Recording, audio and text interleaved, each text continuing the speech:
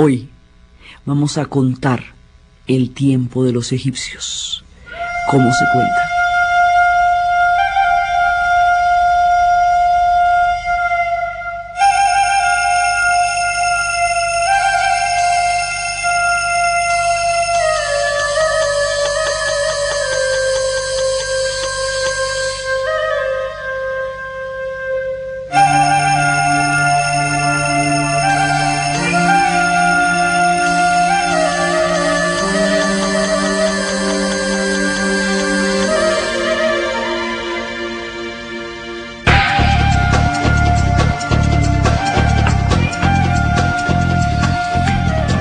Las religiones pueden proceder de una tierra específica o pueden ser llevadas en el corazón. Hay religiones como la del Valle del Indo en la India que se producen única y exclusivamente por haber nacido en ese valle. Las personas son hindúes porque nacieron en el Valle del Indo. Es un acto inevitable, sea que se reconozcan como tales o no. Hay otras religiones que no tienen una territorialidad específica, aunque sí tengan lugares donde están las referencias religiosas, como son el caso de las futuras religiones monoteístas, que pueden tener su centro en la Meca, pueden tener su centro en el muro, en el muro del templo, o pueden tener su centro en el Santo Sepulcro, pero no dependen de la tierra donde nacieron, sino que se llevan en el corazón. El caso de la religión de los egipcios es como el de los hindúes, emana de la tierra. La religión que ellos tienen se produce específicamente por haber nacido en el Valle del Nilo. Es desde ahí que emana, es en el Valle del Nilo, en todo el trayecto del Valle del Nilo, donde es posible única y exclusivamente la inmortalidad. Fuera del confín del Valle del Nilo no existe el contacto con los dioses y no es posible la inmortalidad, porque es una emanación del milagro del Nilo lo que hace posible el acceso al mundo de la inmortalidad.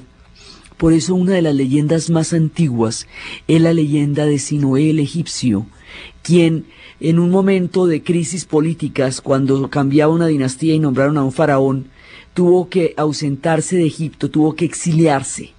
Y el dolor del exilio, a pesar de los desengaños con los que se va, empieza a pesarle de una manera infinita cuando se acerca su hora de morir y sabe que no puede morir fuera de Egipto.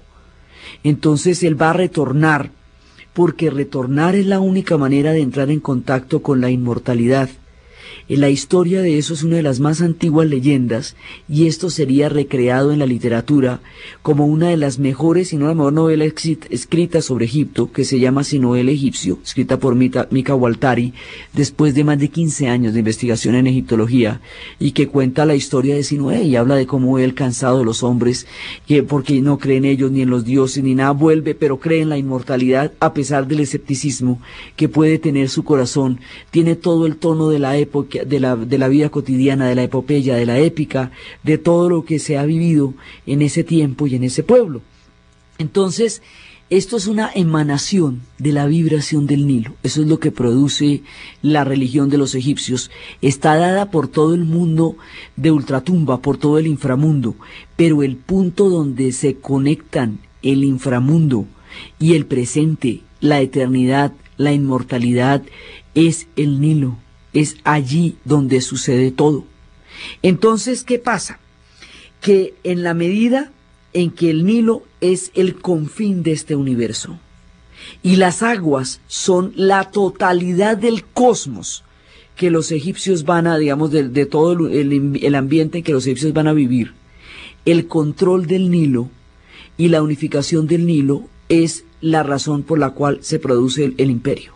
Entonces, este imperio se va a producir porque el Nilo necesita los canales. Entonces, digamos, el regente, el faraón, el futuro faraón, tiene que ser alguien que sea capaz de unificar los canales. La unificación del Alto y el Bajo Nilo no se va a producir por las guerras aunque hubo pueblos que fueron sometidos, no es una aventura guerrera, no es una aventura de dominación, es una historia de los confines del agua del Nilo, el eje de la unificación, porque la mayoría de los pueblos que se han unificado como imperios se unificaron masacrando a los demás. El caso de los persas, el caso de los ingleses, en todas las épocas ha habido, digamos, un sometimiento bélico, el caso de los pueblos de Mesopotamia. Todos estos pueblos, de una u otra manera, sometieron a muchos otros, y los romanos, para crear un imperio. Esta gente lo que hace es domesticar las aguas para unificarse. Eso es lo que hace. Entonces, la religión nos va a llevar al regente. El regente es el señor de los canales, es el señor de las aguas, es el que sea capaz de controlar toda la técnica de los canales. El coordinador de las aguas del Nilo es el puente entre el pueblo y los dioses, y ese es el carácter divino que tiene. Entonces, el concepto de la existencia del Nilo es la unificación de todas las aguas, y la unificación del Alto y el Bajo Nilo, que se hace muy temprano en la etapa de esta historia, cuando se une el reino del loto con el del papiro, es precisamente cuando se puede controlar la totalidad de las aguas. Entonces hay una antigua leyenda, ellos tienen leyendas anteriores a su existencia histórica. Hay una leyenda como los chinos, que tienen dinastías mitológicas como la dinastía Ia. Entonces ellos tienen una leyenda que habla del rey Escorpión, y el rey Escorpión fue el señor del Alto y Bajo Nilo, el hombre que unificó la corona de la cobra con la corona con la alta corona, y esas dos coronas, el loto y el papiro, traen la unificación del Alto y Bajo Nilo, y se cuentan los tiempos predinásticos del rey Escorpión. Entonces ellos empiezan a funcionar muy tempranamente como una unidad, porque la unidad está dada por el agua. Ellos lo que hacen es responder política y religiosamente a lo que la naturaleza les ha dado de la manera más sabia posible. Entonces ellos van reconociendo esto y van entrando en el límite del Nilo. Ahora, nosotros vamos a conocer mucho de esto por los griegos, entonces por eso es que la parte de la desembocadura la llamamos delta, porque la forma de la letra delta en el alfabeto griego es un triángulo equilátero, y así lo llamarían por esa forma en la desembocadura en el Mediterráneo. La manera como ellos se van denominando todo tiene que ver con la forma como los griegos lo llamaron, porque fue a través de los griegos que supimos esto. Entonces después van a formarse, cuando se produce la unificación, van a empezar a formarse las dinastías. Las dinastías vienen de la palabra griega que significa poder, y van a ser 30 a lo largo de 3000 años. Entonces, iban acuñándose las palabras. La palabra momia viene del persa, que significa pez, y la de papel viene del papiro. Entonces, ellos van unificándose primero alrededor del Nilo, y eso es lo que hace que su proceso de unificación sea tan supremamente corto, y van a crear toda su civilización no sobre la base de la guerra, sino sobre la base del agua, y eso les da un eje muy distinto. Así como su religión es completamente diferente a muchas otras, porque no se basa ni en la culpa ni en el terror. Una cosa es el miedo del Shinto japonés a convivir con espíritus terribles que hacen que las islas del Japón estén permanentemente amenazadas por los terremotos y los volcanes, y que con frecuencia la destrucción haga presencia en la cotidianidad del pueblo japonés, y por lo tanto tengan que apaciguar esos terribles espíritus con un culto infinito y exquisito a la belleza, como la única manera de parar la destrucción ciega de la naturaleza. Una cosa es vivir con esos espíritus tan terribles acechando, otra cosa es vivir con culpas de condenaciones que amenazan eternidades de sufrimiento, y otra muy distinta, vivir con la gratitud de unas aguas siempre pródigas, siempre generosas, siempre puntuales en su dádiva de la felicidad de los egipcios. Entonces ellos derivan la religión de la gratitud y la fuerza imperial de las aguas. Entonces tienen ejes de civilización completamente diferentes a los de la mayoría de los pueblos, porque la guerra no significa que no las hayan tenido, no significa que no se hayan enfrentado a pueblos, pero si usted mira toda la historia de esta gente, realmente es mucho menos lo que se agarraron con alguien que lo que se dedicaron a inventar como tuvieron tanto tiempo de prosperidad, de paz y de aislamiento, pudieron crear maravillas que no tuvieran que ver con la matanza, que no tuvieran que ver con la guerra, y pues se lucieron. Realmente crearon todas las maravillas que uno se pueda imaginar. Entonces, alrededor de esto, del agua, esa es la idea central. El Nilo es el que les va a dar todo. Entonces, ellos no tienen que mendigarle a la tierra, no tienen que sufrir los castigos, no tienen que hacer peregrinaciones en busca de lluvias. Las lluvias no llegan en forma de la creciente del Nilo. Digamos, todo el sufrimiento como condición de la existencia no es el eje de la civilización egipcia. El eje de la civilización egipcia es el culto a la muerte por la gratitud de la eternidad, y es el culto a las aguas por la prodigalidad de lo eterno. Entonces, de esa manera, sus ejes son completamente diferentes. Entonces, para contar cuánto es el tiempo de los egipcios, ¿qué es lo que pasa con el tiempo de los egipcios? Porque como son tan largos y tan antiguos y duraron tanto tiempo, entonces parecería que ellos aparecen cuándo o qué, mejor dicho, esto como con qué se come. A ver, ¿de dónde acá es que de cuándo a cuándo duraron, cuánto fue que estuvieron, cómo es el cuento? Entonces el cuento es el siguiente. El cuento es que en la época de los griegos, cuando estaban bajo el reino Ptolomeo, es decir, cuando ya habían perdido la autonomía, aunque todavía fueran una cultura floreciente por la mezcla con la cultura griega y su propia riqueza, había un tipo que estaba aburrido de oír a los griegos hablando bobadas sobre los egipcios, y eso que los griegos no hablaban bobadas, pero no tenían un conocimiento de los egipcios real. Entonces los griegos empezaron a decir lo que les percibían, y aquello les quedaba como las versiones que hace Disney sobre los mitos griegos, que tiene que ver con todo menos con los mitos griegos, o como las versiones que hacía Hollywood sobre Roma, que tenían que ver con cualquier cosa. Era un problema de guión y no era un problema de historia. Entonces este tipo se hartó de eso y dice: no, mira, pongámonos serios, ¿sí? Vámonos a hacer una cosa de verdad, para que ellos tengan una referencia más verosímil, más cercana de lo que somos nosotros, porque si no, ¿cómo hacemos? Entonces se llama Amenatón, y él lo que va a hacer es va a escribir una historia de los egipcios en griego, para que los griegos tengan una idea más acertada y anden por ahí diciendo cosas que se parezcan más a lo que son los egipcios. Entonces el tipo se echa su clasificación y se la entrega a los griegos en tiempo de los Ptolomeos. Y resulta que esta clasificación que se hace este personaje es la clasificación con la que todavía se trabaja, fundamentalmente. Entonces, digamos, lo del Imperio Medio, el Imperio Antiguo, todo eso es la clasificación que hace Menatón y que se la entrega a los griegos, ¿sí? Y que ellos lo van a convertir en la fuente de lo que hoy todavía se reconoce como la periodicidad de la historia de los egipcios. Que haya teorías, dudas, lo que quieras, pero estamos trabajando sobre esto, y sobre esto es que se ha trabajado todo el tiempo. Entonces la cosa empieza de la siguiente manera. Él empieza a contarle su tiempo y empieza a decirle: bueno, vamos a organizar esto porque esto está muy complicado. Entonces les voy a contar cómo vienen las cosas. Y él hablaba pues desde la leyenda del rey escorpión, desde los faraones. Toda la idea de la unificación del Nilo que hemos hablado va a ser que el señor de la casa del Nilo, la palabra faraón viene de casa, el señor de la casa, como decir la casa blanca, como decir la casa rosada, como decir todo eso. La casa, el señor de la casa es el faraón. Es el que controla las aguas, el que va recorriendo los trayectos y va haciendo la casa.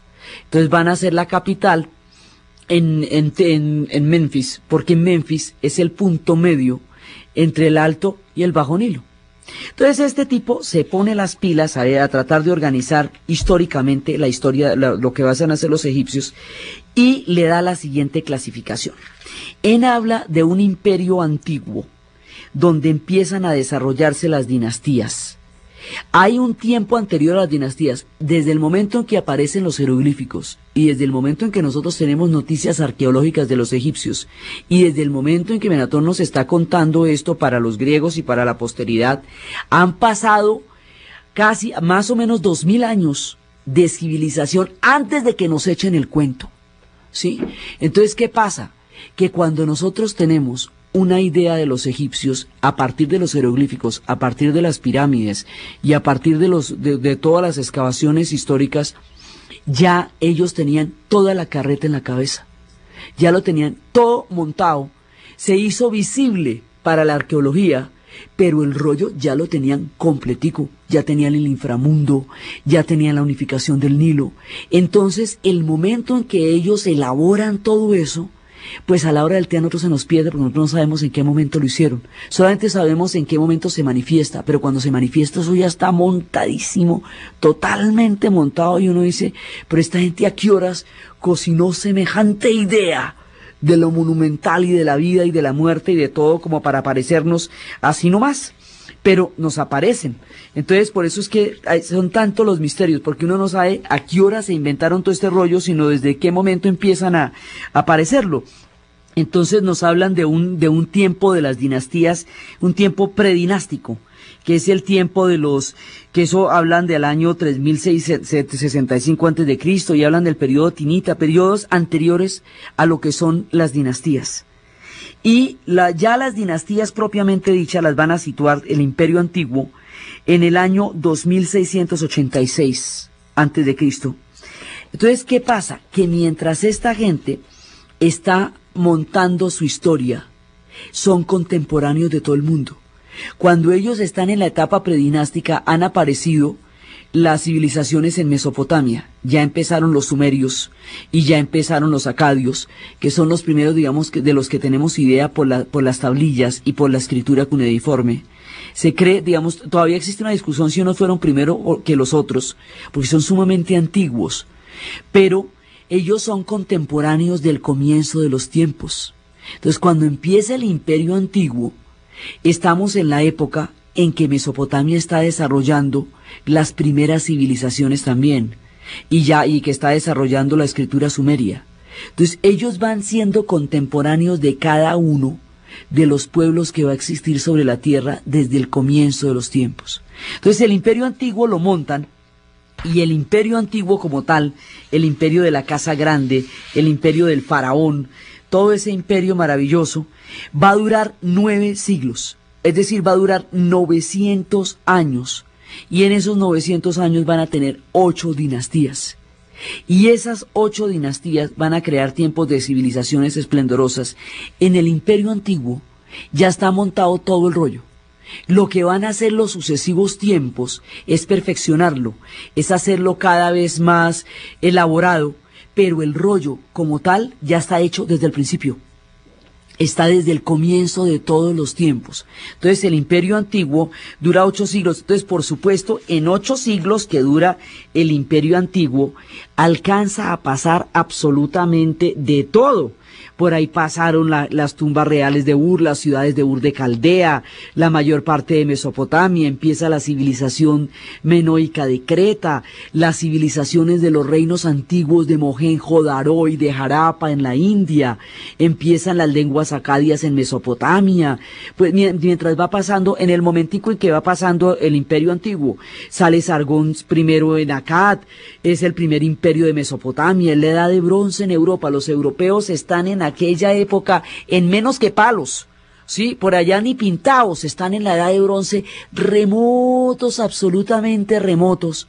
Y los egipcios ya tienen montado su cuento del Imperio Antiguo con las pirámides de las que vamos a hablar después, ya tienen la esfinge, ya tienen los papiros, ya tienen los libros de los muertos, ya tienen las instrucciones, ya tienen todo. Cuando los europeos están por allá en la edad de bronce y las culturas de Mesopotamia están floreciendo, pero están floreciendo en esas mareas en las que unas guerras sucesivas hacen que los imperios duren muy poco y otros rápidamente lo releven. Entonces, mientras se trenzan en las guerras de Mesopotamia, mientras levantan las ciudades, mientras destruyen las ciudades, mientras entran los códigos, mientras crean todas las formas, esta gente está en su imperio antiguo, feliz de la pelota, tranquilos de la vida, ¿sí? Entonces resulta que hay periodos de crisis, hay momentos en que se despelota eso, pero los periodos de crisis son realmente muy pocos, y son muy pocos porque la mayor parte del tiempo es la estabilidad. Eso no quiere decir que no tengan intrigas, bajas, pasiones, acción y suspenso. Eso también lo vamos a ver, y cómo se borran de las inscripciones del templo unos con otros. Y bueno, eso no quiere decir que no sean humanos, ellos no eran pues criaturas celestiales. Pero el tiempo de crisis, el tiempo de despelote y el tiempo de caos es mínimo con relación al tiempo de orden y con relación al tiempo de estabilidad y al tiempo de prosperidad. Entonces, a esos periodos, pequeños periodos, se les llaman crisis. Los pequeños periodos de crisis son periodos intermedios, que se les dice porque son épocas en que se despelotan, pero en total son muy pocos. Por ejemplo, en todo el Imperio Antiguo hay un solo periodo de crisis que dura 100 años. 100 años para nosotros es un montón, pero para ellos es como arrancarle un pelo a un gato. Dura 100 años y 3 dinastías que la embarran. Y luego llegan y otra vez se reencauchan y arrancan con el Imperio Medio. En el Imperio Antiguo son las pirámides, en el Imperio Medio empiezan a aparecer los templos y los obeliscos que van a seguir hasta el Imperio Nuevo. Entonces, después de su tiempo de crisis, mejor dicho, a veces hay alguien que hace alguna chambonada y desata una crisis, pero rápidamente corrigen el rumbo y continúan con los periodos de estabilidad. Entonces, después de ese primer periodo, pero impresionante, hasta el 2173, viene el periodo intermedio, que es cuando se traslada la capital a Heliópolis, y cuando Amenhotep funda la dinastía de Tebas, y hay luchas, o sea, cada vez que hay un periodo de esos es que hay luchas entre las diferentes fracciones, pero esas luchas son realmente poco duraderas con relación a los periodos de prosperidad. En un periodito de esos nomás en ese momento se van construyendo los sigurats en Ur de Caldea, Babilonia surge como potencia y se establecen los hititas en Anatolia, y los aqueos invaden la Grecia, que luego va a convertirse en una fusión de pueblos, y surge Asiria, Babilonia, y están las primeras partes de lo que va a ser Grecia, y en esos periodos intermedios es cuando se hacen las construcciones de Stonehenge en las Islas Británicas, y aparece la dinastía Xia, la dinastía Ia entre los chinos. Entonces ellos, mientras les pasan unas cositas a ellos, apenas mientras están formando los imperios, en los periodos intermedios los otros están creando todo esto.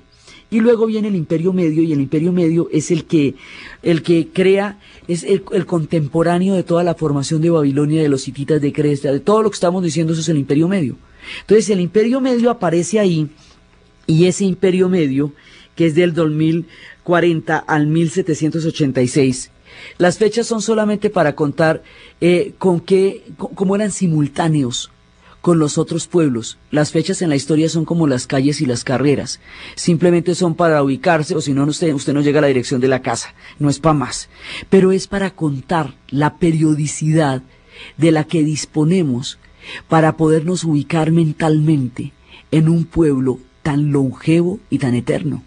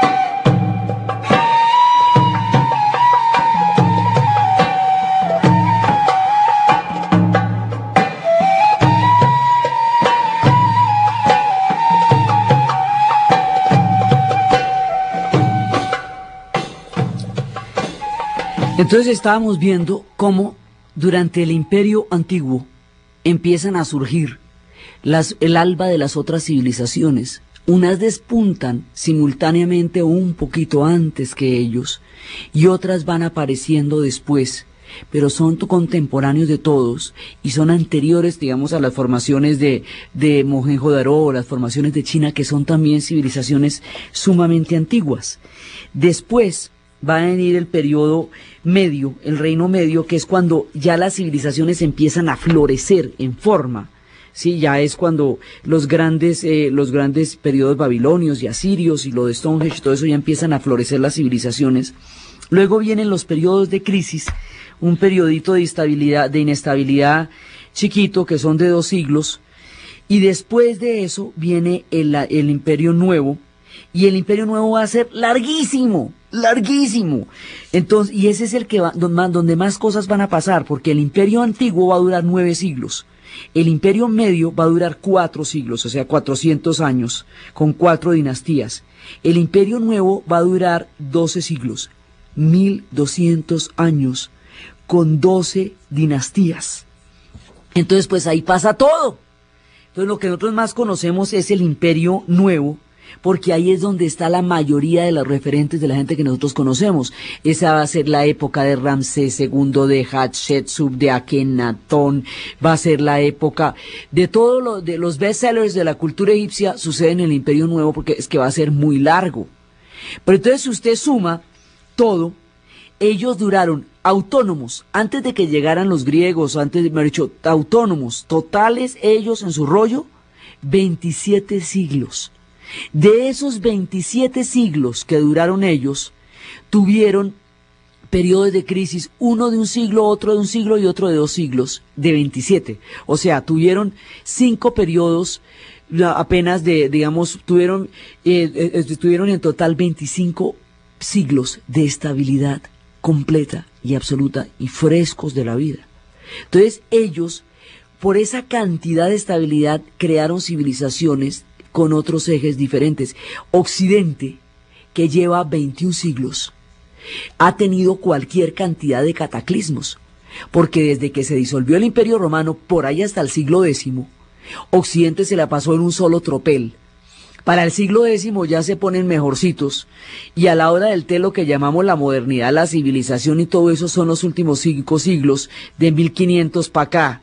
Sí, que es lo que consideran que ahí es donde pasan todas las cosas más impresionantes. Y en el siglo XX, que es cuando los desarrollos tecnológicos habían llegado a su mayor esplendor, nos echamos 2 guerras mundiales, que con eso se raja el siglo, o sea, perdió el siglo XX con las 2 guerras mundiales. Entonces, si nosotros comparamos la historia de Occidente con el tiempo que duraron los egipcios, primero, llevamos menos tiempo andando del que ellos tuvieron, y segundo, nos hemos dado la guerra, en guerras, en cataclismos, en destrucciones, en una cantidad de cosas, mientras esta gente dominaba las aguas, se inventaba el nilómetro, medía la crecida, tallaba los obeliscos en piedras de un solo bloque, creaba columnas de 30 metros de altura para los templos de Karnak, que duraron 2000 años haciendo el templo de Karnak, sin afán, sin problema.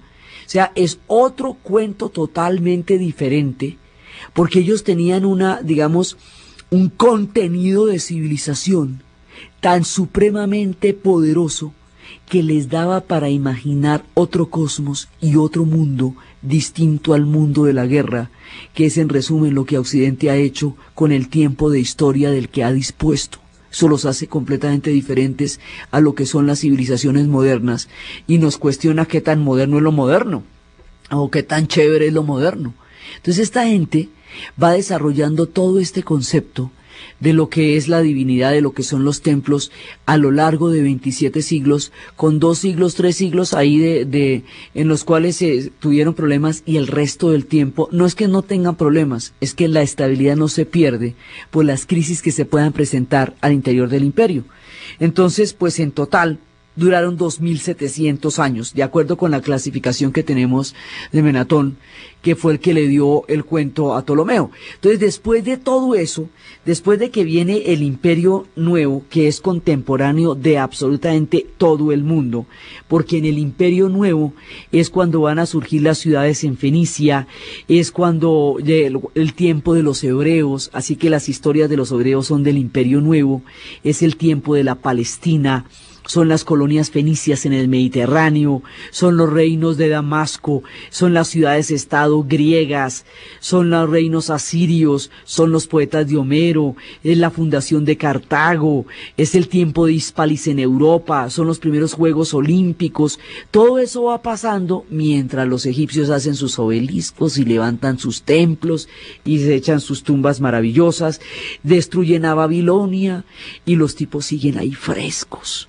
Y aparece el primer imperio Meda, que serán los futuros persas, y los tipos frescos. Y nace Pitágoras, y Buda, y Confucio, y se funda el imperio persa, y los persas conquistan Babilonia, y los egipcios frescos, haciendo su imperio nuevo durante 12 siglos, en una continuidad que da el límite permanente con lo inmortal y con lo eterno. Todos los tipos tranquilos van haciendo sus obeliscos, van cuadrando su astronomía, van cuadrando la matemática, van creando todos los principios de la medicina, todo eso hasta el momento en que lleguen los hicsos. Interrumpieron los dos imperios en un momento, pero luego rápidamente los expulsaron. Es cuando ya empiezan a llegar los persas, que van a ser rudos con ellos van a expulsar a los persas, y luego llegarán los griegos, y los someterán durante 6 siglos, que será la era de los Ptolomeos. Llegará Alejandro primero, y luego los Ptolomeos,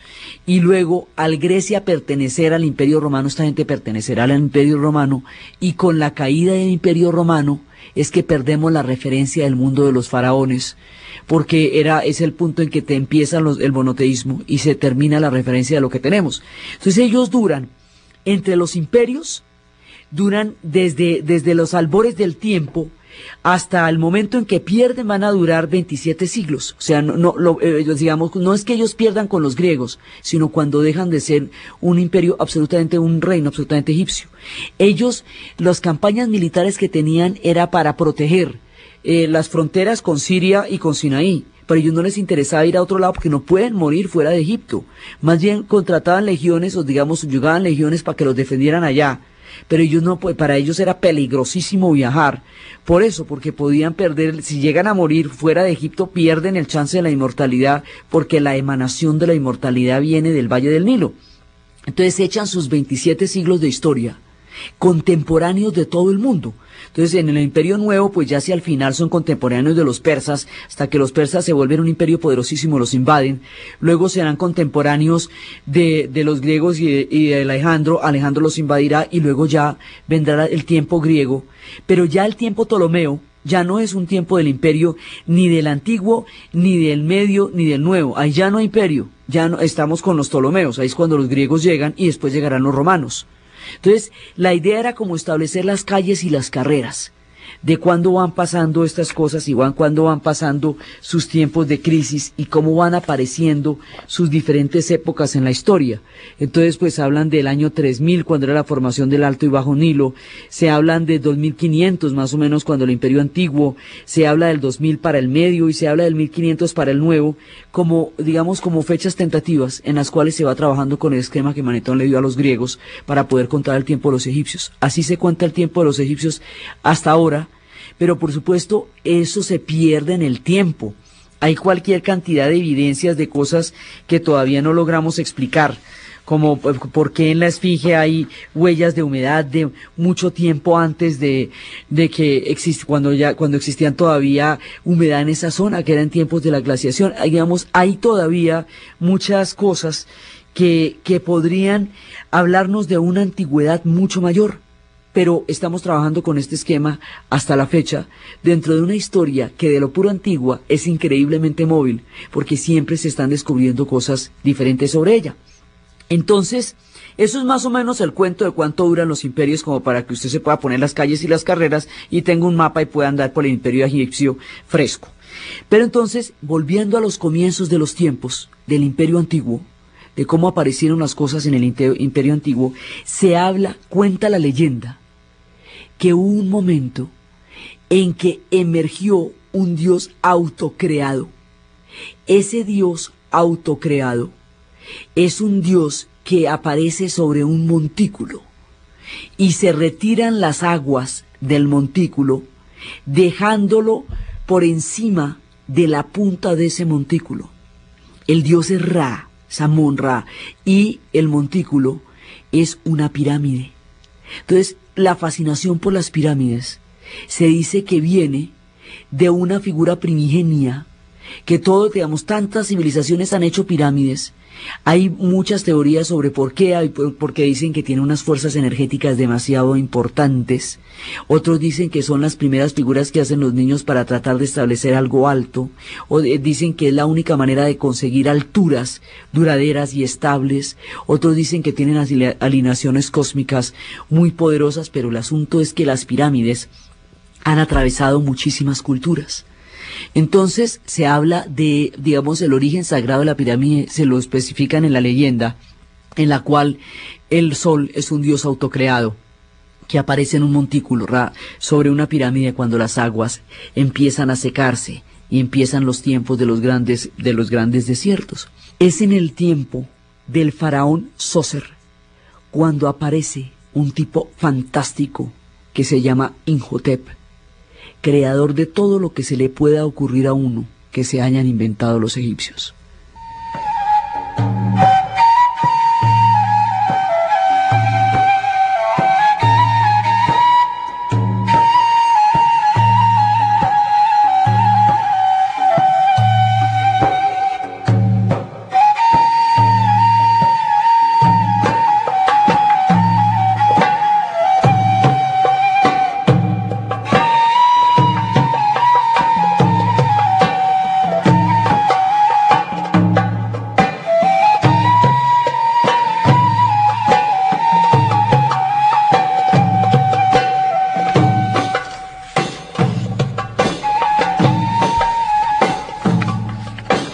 Este tipo, Imhotep, así se llama, ese es su nombre, era como el Leonardo da Vinci de la época.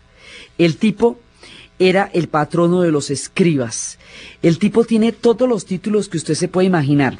Era visir del faraón Sócer, príncipe heredero, inspector de todo lo que cae del cielo, gran sacerdote de Heliópolis, maestro de obras, maestro escultor, patrón de los escribas, hijo de Ptah, el rey artesano y rey de la oscuridad, y de una mujer, astrónomo y médico. El tipo viene de todas partes y se las sabe todas, y era el único que tenía un mundo inclusive más grande que el de los egipcios en la cabeza.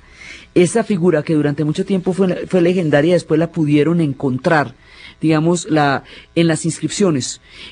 Toda esa periodización que hemos dado, que fue la que dio Menatón, eso lo que han hecho los egiptólogos es irla cuadrando a partir de las evidencias de todo lo que han podido leer. Y esta figura de Imhotep, que es tan supremamente mencionada, después la encuentran en todas las inscripciones. Su tumba aún no ha aparecido, pero es un personaje histórico real. Entonces, este tipo dicen que es el señor de todo lo que cae del cielo, el inspector de todo lo que cae del cielo, porque lo que dicen es que lo de las pirámides, las instrucciones sobre los manuales sobre cómo hacer las pirámides, cayeron del cielo, y que él lo que hizo fue ejecutarlas, pero que cayeron del cielo. Se habla de originalmente como de monolitos, como los que planteaba Kubrick en 2001 Odisea del Espacio. Se habla también de que la Kaaba, tiempo después en el mundo árabe, es un meteorito, digamos como puntos en los que aparecen monolitos que traen la presencia de los dioses y el tiempo. También se habla de eso en las pirámides, pero el asunto es que el tipo dice que eso le cayó del cielo, y lo que él hace es poner en ejecución un manual que cayó del cielo. Por eso es inspector de Apo, como es hijo de Paz. Y Paz es el artesano, y es uno de los dioses de la creación, pues este tipo es el creador, y es el origen de los escribas, y los escribas son los duros, porque son los que van a preservarse a lo largo de todo el imperio. Son esas figuras de esos hombres sentados sobre un cubo con un papiro enrollado en las piernas, transcribiendo la sabiduría de los valles, de las fertilidades del Nilo. Entonces, Imhotep, el propio, es el único que quedó inmortalizado sin ser un faraón, porque lo que era un creador. Y este tipo es el que va a montar las primeras pirámides, el complejo de Saqqara. Entonces la pirámide escalonada de Saqqara es, digamos, habíamos hablado de cómo cuando los van a enterrar, los meten en el sarcófago. Entonces primero está la momificación, que es la forma en que pueden juntarse el Ba y Ka, pueden regresar el cuerpo y el alma para habitar el cuerpo para la inmortalidad. Después de todo el proceso de momificación, de la sacada de los órganos, de todo eso, después de todo eso, entonces se les ponían las vendas, después de las vendas el sarcófago de madera, después del sarcófago de madera, se les va a poner encima todo el recubrimiento de oro, y después del recubrimiento de las máscaras de oro, viene la mastaba, que es como una especie de cuadrilátero, digamos, sobre el cual están ellos, pero el cuadrilátero de piedra, que es debajo del cual está el sarcófago. Una serie de mastabas puestas unas sobre otras, tan una pirámide escalonada. Entonces, las primeras complejos funerarios son los de Saqqara, las pirámides de Saqqara, la pirámide escalonada. Esa pirámide está en tiempos de Djoser y la hace Imhotep. Entonces aquí nosotros tenemos una cantidad de miradas sobre las pirámides, porque cuenta la leyenda que en esas pirámides estaba el libro de los muertos. O sea, toda la historia de cómo se hace la momificación. Y se cuenta que en el siglo XIX un alemán iba caminando por Egipto cuando se le apareció un chacal. Y el chacal empezó a hacerle señas y lo metió en una cueva oscura, en un pedazo y el tipo entró y ahí estaba el manuscrito. Y los manuscritos de los muertos llegaron a través, dicen que estaba, la leyenda cuenta que fue un chacal el que llevó al conocimiento de esos papiros, y que luego los hombres los encontraron más adelante en los mercados, en los azares del destino, pero que el chacal fue el que dio la visión de dónde estaban los libros de los muertos. Ahí es de donde está, digamos, el arte de la inmortalidad, que es el que se garantiza a través de la forma como el libro de los muertos dice que se debe hacer todo el paso al inframundo. Entonces, Imhotep va a ser el propio de todos los propios y va a crear todo el tiempo lo que se va a llamar la pirámide escalonada de Saqqara. Ahora, en las pirámides nosotros nos vamos a encontrar con una gran cantidad de enigmas. Primero, porque son más de 210 pirámides las que hay en Egipto. Entonces a uno solamente le muestran las de Giza, que son las que quedaron perfectamente bien hechas, las de Snefru, las de Keops, Kefren y Miserinos, pero esas pirámides son o el resultado final, porque alrededor de esas pirámides hay una gran cantidad de pirámides que son intentos fallidos, como la pirámide de Maidum, que se fue de eje con todo y la gente que estaba trabajando ahí. Está la pirámide roja, la pirámide romboide, la pirámide escalonada. Entonces la idea es que la escalonada les quedó chévere, pero querían hacer una lisa.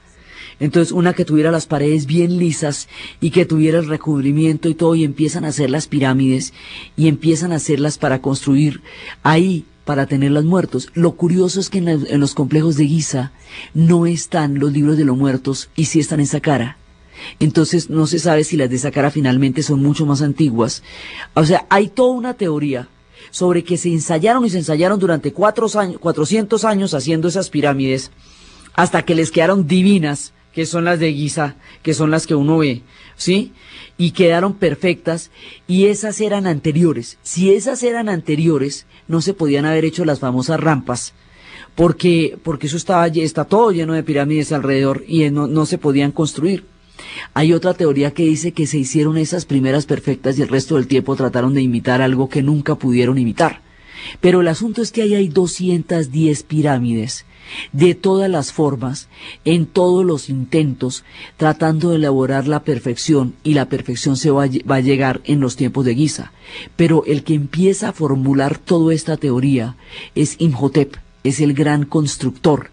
Y a Imhotep, en los templos y en los sitios donde están los escribos, va a haber peregrinaciones a Imhotep siglos y siglos después de su existencia.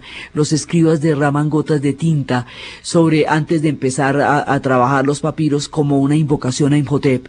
Y este tipo se va a volver también el padre de la medicina. Los griegos lo van a equiparar con la figura de Esculapio, con la figura de los padres de la medicina. Si un día nos encontráramos con la tumba de este tipo, como todavía la están buscando, porque aquí la mitad de las cosas se están buscando, sabríamos los secretos de la medicina de los egipcios, porque este era un ser absolutamente universal, que le cabía a todo el imperio y toda la inmortalidad en la cabeza. Entonces, este tipo va empezando a crear las pirámides, y las pirámides empiezan a generar toda esa suprema fascinación, porque primero se habla de toda digamos, de la misma forma, como una forma que es capaz de captar un tipo de energía poderosa. Arquitectónicamente algo que es capaz de llegar a las alturas, porque los zigurats también tienen formas piramidales, existen las pirámides mayas, existen las pirámides de Mesoamérica, en todas partes ha habido este tipo de formaciones. Entonces ellos van a empezar a trabajar el concepto de inmortalidad a partir de la pirámide, y la pirámide va a ser su contacto. Entonces ellos dicen que primigeniamente era de la forma como se había presentado el sol en el momento que se devuelven las aguas, y después van a empezar a trabajar esto. Primero la hacen escalonada, van a trabajar los recubrimientos, hay una cantidad de tiempo de ensayos sobre esto, y dicen que antes de las pirámides, antes de que todo esto existiera, antes de que aparecieran los complejos funerarios, antes de que aparecieran los embarcaderos donde van los viajes al inframundo, antes de que aparecieran los templos donde se hacía todo el proceso de la momificación, estaba la esfinge. Entonces la esfinge sí se pierde en el confín de los tiempos, y por eso se dice que hay huellas de humedad, y la humedad no existió en esa zona, sino en los tiempos de las glaciaciones. O sea que la esfinge se perdería en ese remoto tiempo en el que estamos hablando, que se cocinó toda esa gran civilización antes de hacerse visible a nosotros. De acuerdo con las clasificaciones del Imperio Antiguo, las pirámides empiezan a suceder alrededor de la tercera y cuarta dinastía, pero antes de eso había todo un rollo. Entonces, alrededor de las pirámides, de la fascinación que producen las pirámides, de todo lo que se teje alrededor de la construcción de esas pirámides, de lo que va a significar para el pueblo de los egipcios, de su paso de la construcción de las pirámides a los templos y a los obeliscos, y esta ruta sagrada de la piedra, de la mano de la inmortalidad y de lo eterno, es que vamos a contar nuestro siguiente programa. Entonces, desde los confines del tiempo, desde las correcciones históricas de Menatón, para que los griegos tuvieran una idea más clara de lo que estaban hablando, desde los procesos del alba de los tiempos, de quienes han sido contemporáneos de todos los pueblos que han ido y desaparecido, y de quienes vivieron en todo su tiempo mucho más de lo que hemos vivido hasta ahora, con ejes más sabios y poderosos de alcance de lo eterno y de lo sublime. En la narración, Diana Uribe; en la producción, Jessy Rodríguez. Y para ustedes, feliz domingo.